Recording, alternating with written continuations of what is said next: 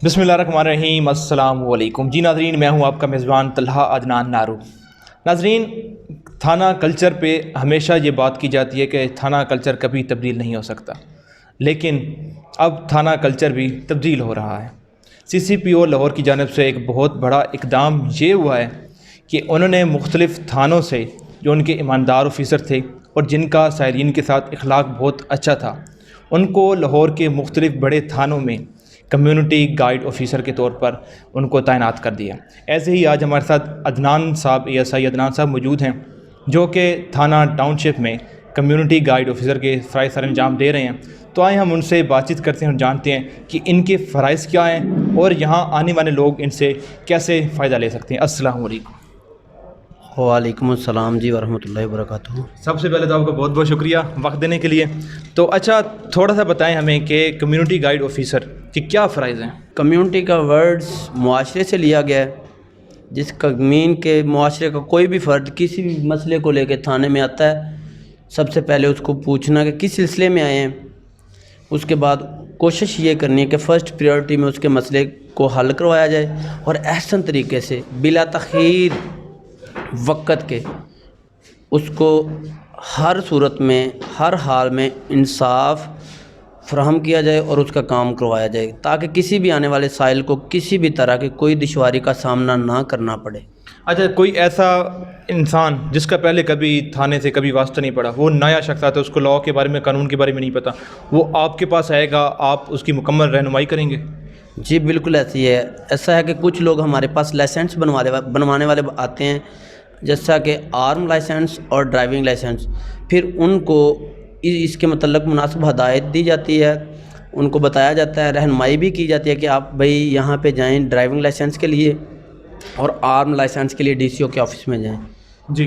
तो उनको उधर भिजवा दिया जाता है। बाद औक़ात कुछ लोग आ जाते हैं, जी हमारा चालान हुआ है, हमने चालान सबमिट करवा दिया है, तो डॉक्यूमेंट्स हमें उन्होंने बोला था कि थाने से मिलेंगे जी। जो कि थाने में नहीं आते, वो ट्रैफिक सेक्टर में जाते हैं। तो फिर साथ ही हमारा ट्रैफिक का दफ्तर है, फिर उनको वहाँ बल्कि उनके साथ जाकर उनको उनके डॉक्यूमेंट्स लेकर दिए जाते हैं।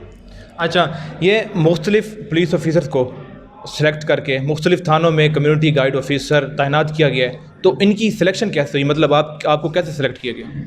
जी, मैं कोट लखपत पुलिस स्टेशन में तैनात था ऑपरेशन विंग में। मुझे नहीं पता था कि इलेक्शन वोटिंग स्पोर्टिंग हो रही है। ये मुझे भी पूछा गया, भी आपने किसको वोट डालना है? मैंने भी डाला था। तो ये जी जो ईमानदार थे उनको ये किसी को भी नहीं पता था कि ये वोटिंग किस लिए हो रही है। जी। ये CCPO साहब ने खुफिया करवाई थी, उसमें जी कोट लखपत से मेरा नाम आया था। हाँ जी। तो मेरी सिलेक्शन हुई थी। फिर हमारी वर्कशॉप हुई है पुलिस लाइन में 3 दिन की। मुख्तलिफ स्कॉलर्स वगैरह आते रहे हैं जो कि हमें गाइड भी करते रहे हैं कि आप हमने कैसे ड्यूटी करनी है। तो यही सिस्टम हुआ है कि सिलेक्शन हुई है खुफिया तरीके से। वोटिंग हुई थी पहले पुलिस स्टेशन में। अच्छा। उसके बाद हम लोग सिलेक्ट हुए हैं। ईमानदार लोग जो थे और ड्यूटीफुल पंक्चुअल लोग थे, उनमें मेरा शुमार किया गया था, बल्कि मुझे वोट डाले गए थे, तो मेरी सिलेक्शन हुई है। अच्छा, कुछ ऐसे मसाइल होते हैं जिनका ताल्लुक़ थाने से नहीं होता, या तो साइबर क्राइम हो गया या मुख्तलिफ़ इस तरह के सिविल कोई मसला हो गया, तो उनको कैसे आप गाइड करते हैं? कोई भी साइल आता है वो अपना थाने में फ़र्स्ट ऑफ़ ऑल वही आता है जिसको कोई ना कोई मसला दरपेश होता है। जी। क्योंकि मसले के बगैर थाने में कोई भी नहीं आता।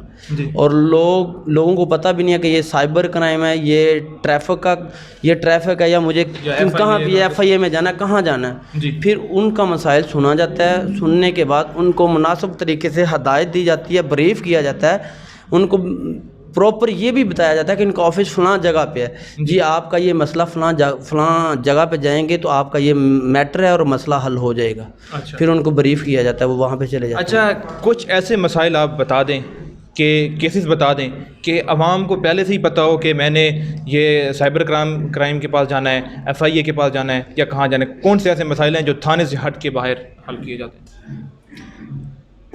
थाने में ये जो कोई भी केस जो थाने से रिलेटेड, ये साइबर क्राइम का तो सबको पता है जी, मोबाइल का है, जैसा कि फ़ेसबुक हो गई या व्हाट्सएप वगैरह, नंबर मेरा है, यूज़ कोई और कर रहा है बोगस तरीके से, तो वो है साइबर क्राइम, वो है FIA से रिलेटेड, तो उनको वहाँ पे पहुँचा दिया जाता है। बाकी तकरीबन FIA سے ہٹ کے کچھ ایجنسیز وغیرہ ہیں وہ ان کے کام اپنے سیپریٹ ہوتے ہیں. ہمارا صرف عوام سے ریلیٹڈ ہے کہ کوئی تھانے میں آتا ہے ہم نے اس کا مسئلہ حل کروانا ہے. اگر تھانے سے متعلقہ ہے تو ادروائز جس بھی کیٹاگری کا جرم ہے کام ہے ان کو وہاں پہ بریف کیا جاتا ہے. جیسا کہ لائسنس بنوانے کے لیے لوگ اکثر آ جاتا ہے جی میں نے ڈرائیونگ لائسنس بنوانا ہے جی, تو ان کو ڈرائیونگ لائسنس کے متعلق ڈرائیونگ کے متعلق اور لائسنس کے متعلق مناسب طریقے سے اچھے انداز سے بریف کیا جاتا ہے, گائیڈ کیا جاتا ہے.